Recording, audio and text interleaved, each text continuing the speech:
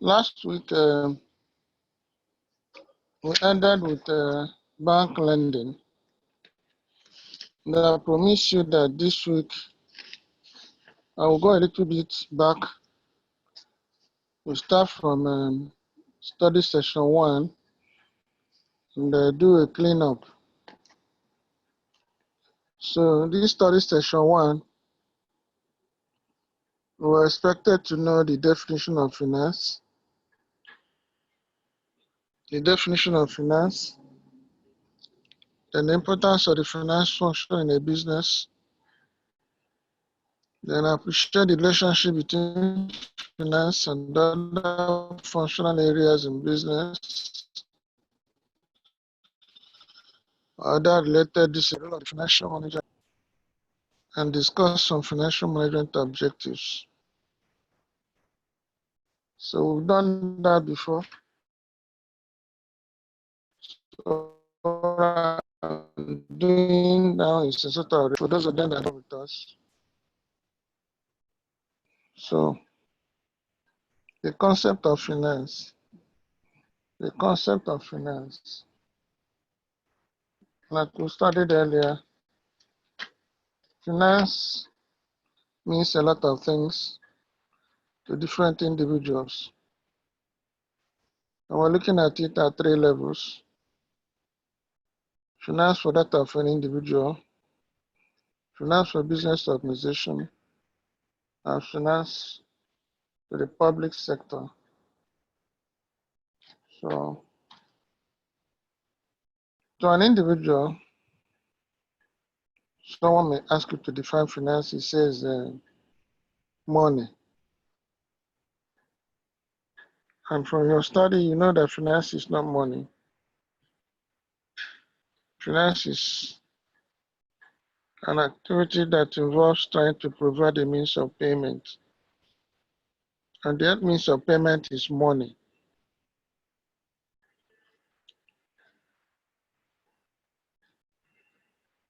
That means of payment is money. So finance is not the same thing as money. Money is a medium of exchange. So to an individual, finance suggests income or monetary resources. One can say, I'm short of finance. This is the kind of English we hear. I cannot finance this project or a trip. That's as pertains to an individual. But in a commercial sense, it's commonly understood to be meeting of obligations by temporary and renewed borrowings. We also know that at each point in time, you have some individuals that are saving surplus and some that are saving deficits. So it applies to organizations and the public sector. So those that are saving deficits normally look for those that are saving surplus to source fund in order to carry on their activities. Those that are saving surplus are those that have more than they need. And those that are saving deficits need more than they have. So we're looking at 2 sectors like that. When it comes to a business organization, and the business is saving deficit, it means that it needs money, it needs fund. So an arrangement has to be put in place in order to source fund, which may come from several sources. You have to make an arrangement, put some arrangement in place in order to source fund, trying to provide the means of payment. Yes. For the government may also be savings deficit. It has to meet the need through other sources. It could be done through temporary and renewed borrowings. That is when government makes use of monetary policy instruments like open market operation and the rest of them. So no one should look at finance as money. So you can also look at finance as a discipline of study, also as a management function. Most of you they are studying finance, some are studying management, some studying accountancy, some marketing. So as a management function, it has to do with the activities that are involved in planning, acquisition, and utilization of funds. It has to do with the activities involved in planning, acquisition, and utilization of funds by individuals, business units, or government. And government at 3 levels: federal, state, and local governments. In that case, we're talking about public finance. At business level, we're talking about business finance. At individual level, we're talking about personal finance. That is it.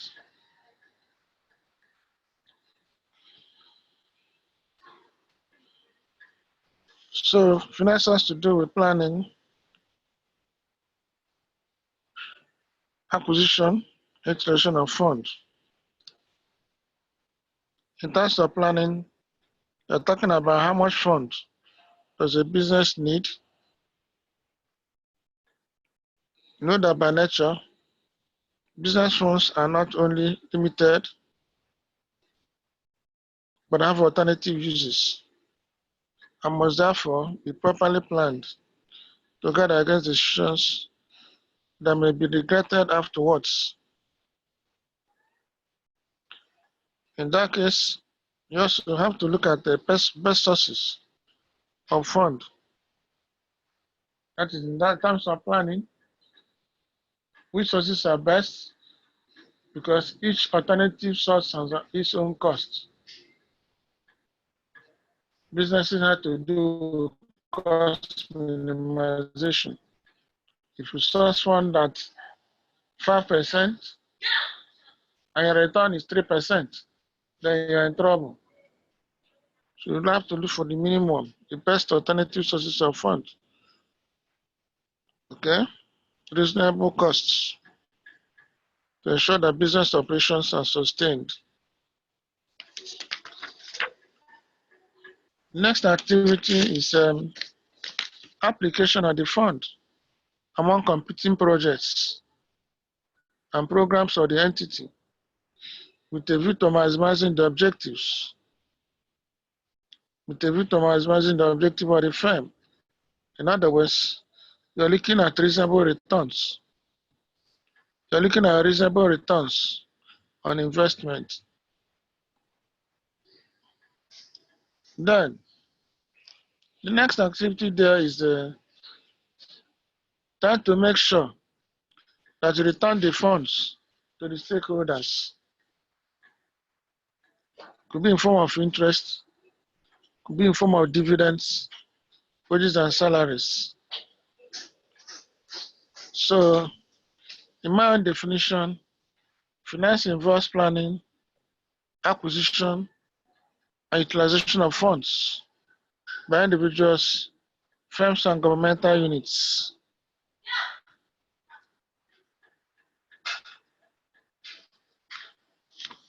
The first activity there is for you to attempt to define finance in your own way, using your own words. Attempt to define finance in your own way. So the nature of finance function in a business That's the next thing we'll go to. The nature of the finance function.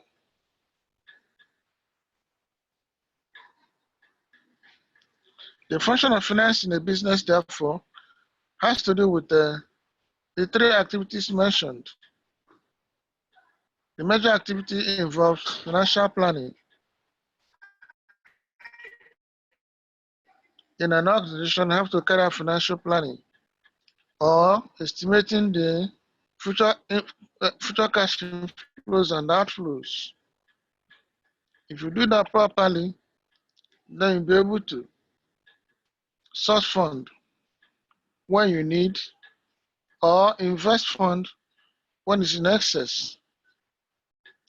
Procuring the funds that the business needs, having an eye on performance assessment.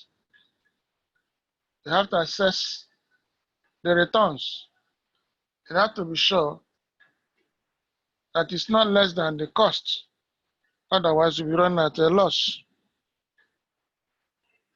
So each business has to do that. You have to make sure that it's not running at a loss.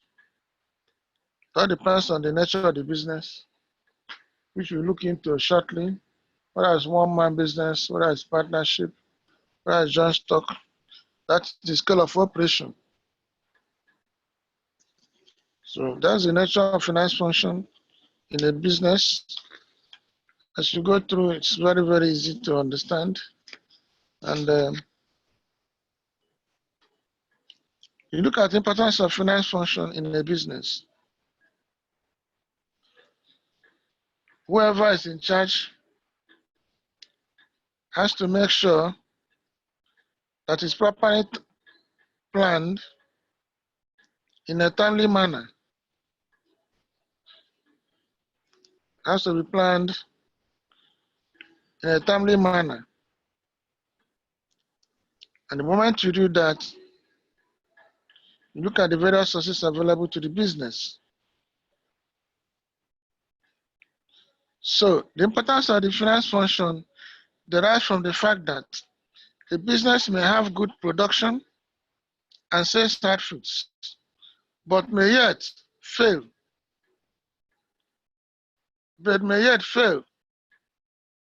If improper capital structure is put in place, or unwise choice of any source of finance, such as untimely use of bank loan instead of trade credit or leasing of equipment. So you have to look at all these alternative sources. This is because if management purchase equipment at the wrong time or delve into unnecessary inventory investment because of pressures, the organization may need or meet with disaster. No organizations want to meet with disaster. So proper planning must be put in place. Also, if an organization fails to source funds, like floating a debenture or stock issued at the proper time, or retiring a debt when due, a complete failure may await it. That is why it's usually said that the finance function is a life wire of any business. So the importance of the finance function cannot be overestimated. So for these functions to be performed properly, a good financial plan has to be put in place, backed by sound financial policies. A good financial plan must be put in place and must be backed by sound financial policies that may guide it. Then, the next one is channel of savings into productive investment. That is what we call fund allocation or fund utilization. Fund allocation or fund utilization, channeling it into productive investment. Otherwise, the business may fail. You might have experienced that individuals and organizations face the prospect of an inflow of money through receipts and outflow through payment at each point in time. Some whose inflows exceed their outflows are said to be savings surplus. Otherwise, they are savings deficit. It is considered a good financial management if the rate of outflows and inflows are so arranged that funds are made available to settle obligations or undertake profitable business ventures as opportunity presents itself.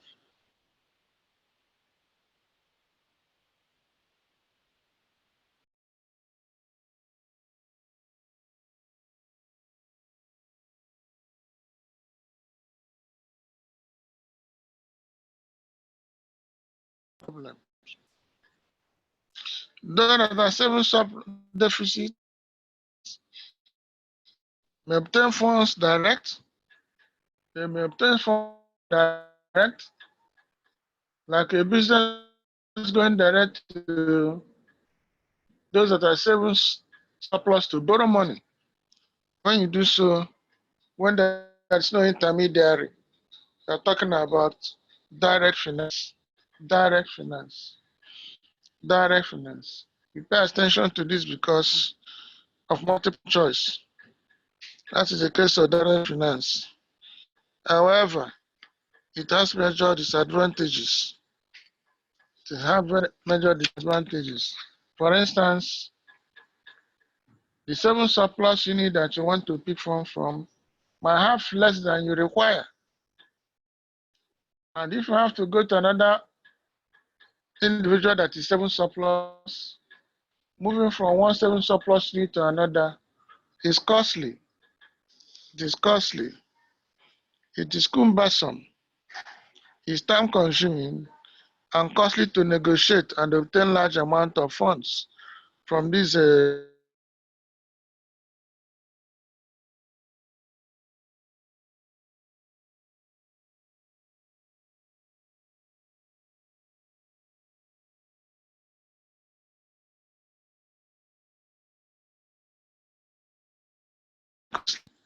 costly to negotiate. It's time consuming. It is cumbersome.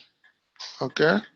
So, because of this, we have financial institutions that intervene here by collecting money and pulling them from 7 surplus units and making them available to 7 deficit units. They do so, make so available as loans, to the economic units. So this intermediation rule helps to reduce the cost, reduce the inconvenience involved in fund mobilization. This intermediation function helps to reduce the cost, the inconveniences, the cumbersomeness of direct finance. So these intermediation rules help to reduce the cost, the inconvenience involved in fund mobilization. This is the rationale for financial intermediation. That is why we have financial intermediation. That is the rationale for financial intermediation. And that is the basis for indirect finance. In other words, you have now direct finance and indirect finance. When it's indirect, you have an intermediary. Indirect finance also involves the use of financial securities. It involves the use of financial securities. So, in a broad sense, the finance function covers the following 6 major activities. The finance function covers the following 6 major activities. Financial planning. Financial planning. That is trying to put the financial structure of the business. So, it also involves forecasting cash inflows and outflows. The activities involve forecasting cash inflows and outflows. That is sources and uses of funds. It involves fund mobilization, fund mobilization, fund allocation, and effective use of funds. Effective use of funds, effectiveness, then financial control. Financial control. If one asks you about the finance functions of the business, you'll be able to mention them. It involves financial planning, financial structure of the business, forecasting cash inflows and outflows, that is sources and uses of funds, then raising money, fund mobilization through several sources, then fund allocation. fund allocation, otherwise utilization. You have many outlets where you can put fund, and you must put the fund in such a way that the returns will be above the costs. Otherwise, you'll be making losses. So efficient fund allocation is needed. Effectiveness in the use of funds. Then it also needs financial control, budgetary and non-budgetary financial control. So that is what the finance function involves. Then you go to the third one, the scope of fields of finance. The scope of fields of finance. The field of finance may be divided broadly into two: public and private finance. Public and private finance. The word public here means government at various levels, and private involves individuals and businesses. Individuals and businesses. So you have public finance, you have private finance. Public finance involves government, private finance involves individuals and businesses. So for public finance involves planning, acquisition and utilization of funds by governmental units at state, federal, and local government levels. Okay, so it involves public revenue and the expenditure activities of government. Revenue and the expenditure activities of government. This implies that public finance is concerned with the incomes and expenditure of public authorities, okay, as well as government borrowing. The borrowing is a source of fund. Okay, so what does it involve? It involves the program on levying taxes. You have to work in that office. It involves the program on levying taxes, borrowing funds from several sources, both within and outside the country, managing debts at that level, federal, state, and local governments. For instance, if the tax revenue plus secondary incomes from government enterprises, such as postal services or public utilities, are not equal to expenditure, the deficiency is met by what? Borrowing. The deficiency is met by borrowing. And borrowing can come in from internal sources or from external sources. So, to move to private finance. The area of private finance covers the activities of raising and managing funds by non-governmental units. It is comprised of business finance, personal finance, and finances of non-government organizations. Private finance involves business finance, that is finance at the business level, then at personal level, personal finance, and finance of non-profit making organizations. You've heard of several NGOs. They're all involved in financial activities. They're all involved in some financial activities. They have a lot of them around. The NGOs that are put at grassroots level and the villages that are providing one, they're involved in one activity or the other. So if we may look at business finance is concerned with the business activities of the profit making organizations. That involve something like corporate finance, investment, insurance, money and banking, as the case may be. Then individual or personal finance deals with the monetary affairs of the private individual.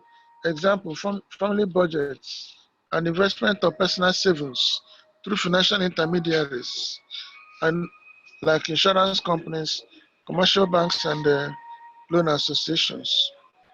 Non-profit making enterprises engage in financial activities, although they are not guided by profit maximization. So, finance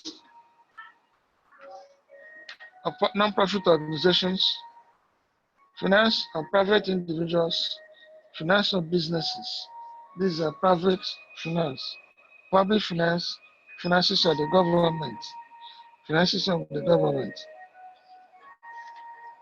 Then, the fourth thing we say we're going to look at is relationship between finance and other functional areas of the business.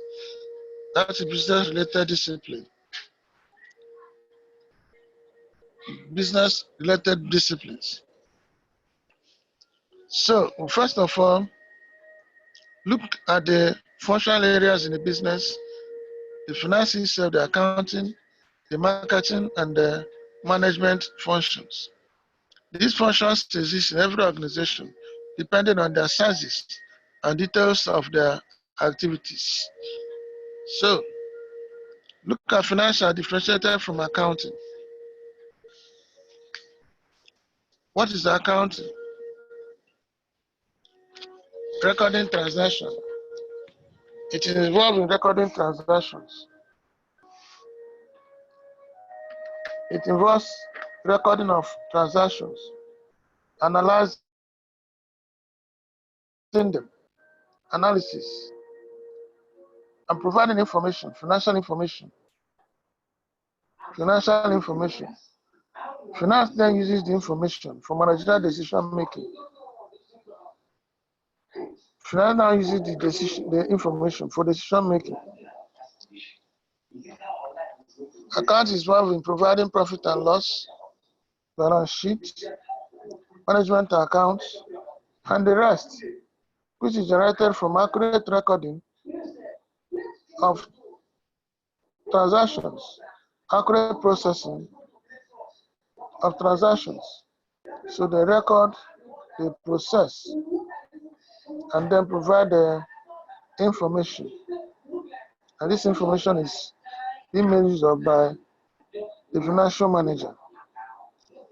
So, although accountants and financial managers perform different tasks, take note, careers in the two areas all frequently overlap. For instance, as the accountant masters his discipline, he will become aware of financial problems facing the business. At that level, they will be performing the same role.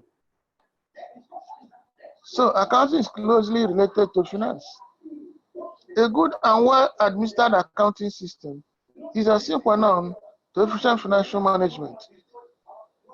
If that function is not properly done, then efficiency in financial management is questionable. You have areas of cooperation where they overlap, like budgeting, credit policies, and collections, purchasing, and other staff activities. That is why accounting and finance students read almost the same courses until towards their graduation. They are mostly related. If you look at accounting and marketing and finance, finance is also intimately related to marketing. The marketing function entails the creation of product ideas,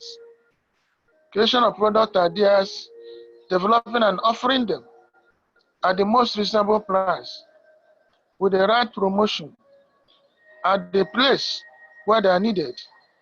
But this function cannot be performed if the financial manager is unable to source funds. The functions cannot be performed if the financial manager is unable to perform, source funds for the operation. So whatever is sold is brought in as revenue, which the financial manager must take care of for further business. If you look at financial management function involves employing men and materials in a stable proportion to ensure efficiency and effectiveness in objective attainment. All the activities involved in meeting customers' needs must be reduced to naira and kobo, and it is the function of the financial manager to provide the funds. Money and credit is the life wire of every business, and the finance function cannot be adequately performed when the business is lacking funds for carrying out its operations. So, for those functional areas, finance is the life wire. Without finance, it's very, very difficult to achieve the objective of the organization. When you look at finance and other related disciplines like law and economics, you find out that economic principles are there. Economic principles are very, very, very necessary for a financial manager to do his job. In terms of law, we're talking about contracts. Contracts in finance. Contracts in finance. Contracts in business. So, legal theories and principles are also define the rights of shareholders. So, finance is also related to law and the rest of them, especially information and dissolution of firms, filing and amending, dropping certain articles, calling of meetings, voting, mergers and acquisition, and the rest of them, dividend policy. These are also real legal matters which are performed in finance. They are very, very, very related. So in terms of economics, economic procedures are also used when the financial manager do the following jobs: cash flow projection, loan is about to be acquired, securities are issued and transferred, financial structure are planned, financial analysis, profit planning and cost control systems. These are related to economics. Scale of operations. We're talking about economies of scale. It's very, very important. So finance is also related to law, it's also related to economics and other sociology, which we are not going to now. In any viable organizations, especially at joint stock level, the man that is at the helm of affairs is the financial manager. The financial manager. The financial manager. So we want to look at the functions or the role of the financial manager in any viable organization. The role of the financial manager in any viable organization. 1. Sourcing of capital. Sourcing of capital. Fund mobilization. No fund can function effectively without adequate funding. It is the duty of the financial manager to search for sources of funds available to the firm and the various methods and plans to obtain them in the most convenient and cheapest way. He has to look for sources of funds available to the organization. He has to search for various methods and plans to obtain the funds in the most convenient and cheap way. This is because several sources of funds are available, but each source has a cost associated with it. The financial manager must employ the most cost-effective one that is consistent with the future growth of the firm. If he makes that mistake, the firm's growth will be stagnated. So, by way of summary, he has to do capital structure planning. Capital structure planning is very, very important. It is the function of the financial manager to plan for the optimum or best capital structure for the firm. So, this involves the combination. Capital structure involves the combination of debt and equity that gives the firm the lowest cost of capital. Capital structure means it involves the combination of debt and equity that gives the firm the lowest cost of capital. This is because a high debt equity ratio will yield more profits during the period of boom, but will drag the company down the drain during the recession because financial charges must be met, whether a firm makes profit or loss. In any organization that you borrow, if you borrow maybe a loan and you employ the funds very effectively during boom, you are going to have more in terms of returns, because the returns you are going to have will be more than the interest charges, fixed charges, the interest on the loan. So at that point, you're making high profit. But if during depression, then you're going to suffer because whether you make profit or not, you must pay your fixed charge. You must pay your fixed charge or charges, as the case may be. So it is the job of the financial manager to plan for the optimum mix, and the most convenient way to make the organization self-sufficing. This is perhaps the beginning of the finance function. If you didn't plan it well, you get into trouble. If you go and borrow when you're supposed to use another method or another source of fund, then you're in trouble. So you must consider each source and look at the costs in order to get the optimum cost of capital. Now, the next one is assessing the optimum amount of capital required. You have to source. The financial manager has to assess the optimal amount of capital required. At each point in time, there's optimum that is required. That is what he's trying to say. If you have more funds than you needed, then you'll be running at a loss because idle funds yields nothing. You need to be employed profitably. You have to yield returns. It is not enough that the financial manager plan to acquire the funds only. The job of assessing the optimum amount of funds and other liquid assets falls on him. So should he be unaware, unable to assess the optimum amount of capital required and the mix, his competency or his competence becomes doubtful. Because doubtful, we won't be said that he's very competent. We won't be said that he's efficient. We won't say that he's knowledgeable unless he's able to achieve this purpose, assess the optimal amount of capital. You cannot go when you need 20 million. You go and assess 40 million. You use 20 million and release 20 million, which the cost of which you must meet.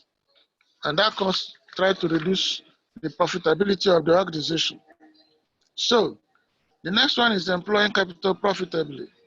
One thing is to plan for and acquire the fund, another is to employ them profitably to yield high returns or optimal returns, all things being equal. Employing capital profitably. In other words, you must be sure what you are doing with your capital budgeting and your current assets. The capital so acquired must be directed to high-yielding investment through good capital budgeting. Okay? Good capital budgeting. Capital could be got from various sources, from shareholders, from retained earnings, debenture holders, outright borrowing, etc. All these have the opportunity costs, and competent financial management should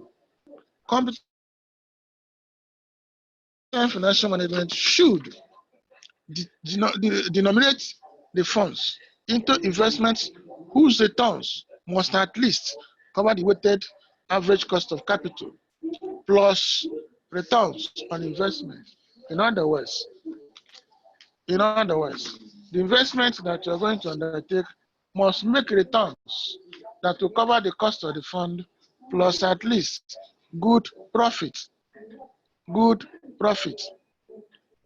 If the returns on an investment outlet is not enough to justify the effort, then alternative investment opportunities should be sought.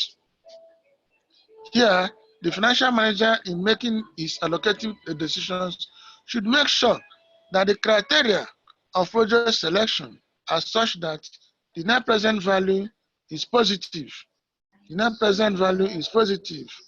Or the expected rate of return on the project should be greater than the firm's cost of capital.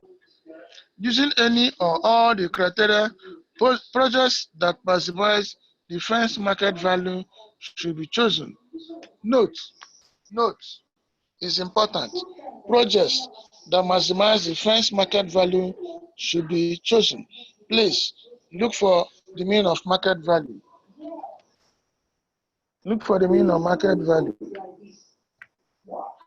Look for the meaning of wealth maximization.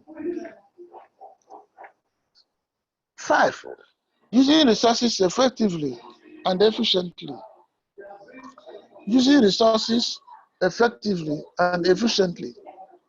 So the assets which form the capital employed should be used effectively and in a manner which maximizes the shareholders' wealth and mention market value and shareholders' wealth.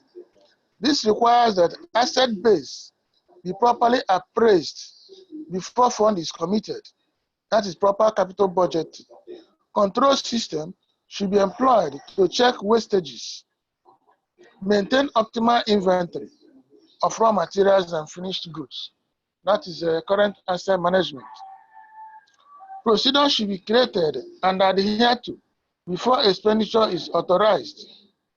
The manager should maintain enough liquidity because very low liquidity compared with the debt equity capitalization leads to litigation if the company cannot meet its financial charges. All forms of calculable and anticipated risk should be insured using fidelity bonds, fire and credit insurance. That is under using funds or resources effectively and efficiently. In the source fund, if you to use them effectively and efficiently, you will not make profit, meaning that your objective attainment will be stalled. You have to constantly value the business in order to maintain capital intact. If you don't value the business to know whether it's growing or falling, your capital may be eroded. So you have to constantly, as a financial manager, value the business in order to maintain capital intact. So taking into consideration the changing economic and technological and political circumstances, the financial manager should continue to appraise the business and adjust its operation to ensure the achievement of its objective. Otherwise, continued drain on capital of the business will lead to inevitable liquidation. So that's a very good function. He has also to have an eye on the inflation or deflation as it affects the business. Otherwise, the value of the business will either fall or rise, as the case may be. There are also what we call special problems of accountancy. You will not just stop or go and source fund. You have to look into the problems of accountancy. For instance, some measures of freedom are allowed by accountants in the preparation of financial accounting statements. But usually, the federal government and the Accounting Standard Board stipulates a certain broad guidelines that company accounts should conform. Also, the Nigerian Stock Exchange, in the case of listed companies, has its own requirements. It is the job of financial manager to see that these accounting standards and procedures are adhered to when financial informations are being presented. Otherwise, you will make use of wrong information for decision making. The account should show a true and fair value of the business, and they should be capable of being compared. They should be capable of being interpreted and compared, okay, in any manner. We should remove the problems of non-comparability between accounts prepared by different accountants and give a prudent investor the opportunity to take informed decisions. So the financial manager must adhere to this. He must make sure. So the next function there is control of factors influencing share prices. He has to engage with this activity. Ownership of common stock confers two benefits: dividend pay and capital gain. So those factors that make sure that guarantees a higher dividend and higher capital gains must be taken into consideration in the management of the firm's financial affairs. So, for instance, dividend policy is a crucial area of financial management. Dividend payout enhances the market price of its shares and hence the value of the firm. So all those activities that make for fair for high capital gain and dividend payout must be looked into by the financial manager. Must be looked into by the financial manager. So the next one is coordination of other management functions. Like we discussed before, there's a relationship between finance, marketing, accounting, and management. And without finance, they will not be able to operate. So he has to coordinate other activities to avoid wastages. Then There are other requirements by federal and state government in terms of paying taxes, being socially responsible, and so on and so forth. These are also areas that the financial manager must look into, especially the problem of solvency, which I mentioned above. There are quite a lot of functions for the financial manager. Then, which objectives are involved in all these functions? Which objectives are the financial manager trying to achieve? The first objective there is to maintain solvency. It has to maintain solvency. What is solvency? This is the ability of an organization to meet its obligations as they become due. An organization is solvent when it's able to maintain its services obligations as they become due. Thus, inability to do this is termed technical insolvency. Technical insolvency. Inability to do this is termed technical insolvency. This objective is also associated with creditors of the organizations. The company's management must maintain an acceptable degree of liquidity in order to settle claims as they arise. Otherwise, it will be exposed to legal actions, which may lead to liquidation. So, check. There's a difference between liquidation, and solvency. Thus, the major financial problem of most organizations is to strike a balance between solvency and liquidity, otherwise called liquidity, and profitability. If you keep so much fund, you yield less profit. If you over-invest into illiquid assets, you face the problem of solvency. So, a firm could be technically solvent, but actual or total insolvent. You could have sufficient cash on hand to settle creditors, but not sufficient total asset value to settle its total liabilities. However, technical insolvency is most dangerous because it is easily noticed. Financials are more apprehensive when their debtors or debtor organizations tend towards this position. Every effort must be made to guard against technical insolvency. Then this next objective of the financial management is maintenance of corporate profitability. Corporate profitability. And the last one is optimal financial mix. Optimal financial mix. Now there was a good mix of debt and equity that yields the highest profit. A good mix of debt and equity that yields the highest profit. That is under capital structure planning, which is one of the functions of the financial management.